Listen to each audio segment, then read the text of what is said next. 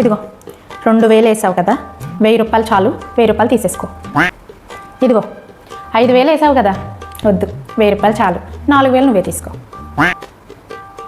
ఇదిగో 1000 రూపాయలు చాలే, నీ 2000 నువ్వే తీసుకో. ఇదేంటి ఈడ్లేస్తే ఎవరన్నా సంతోషంగా తీసుకుంటారు, నువ్వేంటి తిరిగి పంపకాలు చేస్తున్నావు? ఏంటి అవమానం? మేము పిల్లలకు సంతోషంగా మనస్ఫూర్తిగా పెడుతున్నాం కదా. నేను ఎవరిని అవమానించట్లేదమ్మా. అవమానించేదాన్ని అయితే మొత్తం తిరిగి ఇచ్చేసేదాన్ని. ఇప్పుడేమో మా ఆయన దగ్గర ఎచ్చుల కోసం మీరు ఈళ్ళు వేసి వెళ్ళిపోతారు.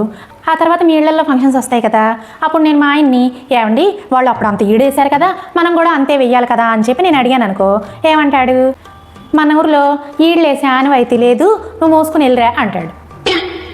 అది నిజమే కదా, ఒక్కో చోట ఒక్కో ఆనవాయితీ. మా ఊర్లో అయితే ఈ ఈడు అనేదే లేదు కాబట్టి ఆయన అలా అంటాడు. మీరేమో మేము అంత వేసాం, అంత చేసాం, ఎంత చేసాం, ఇది ఇలా వచ్చి అలా తినిపోయింది, కాలు కదపలా, చెయ్యి కదపలా, కొంచెం ఎంత కూడా ఈడేయలే అంటారు. అంతటితో ఆగుతారా?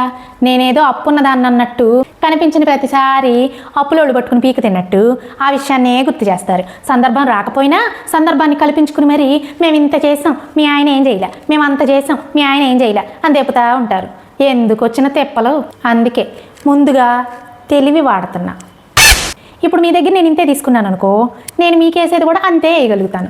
అప్పుడు మీకు నాకు మధ్య ఏ అప్పు ఉండదు కదా.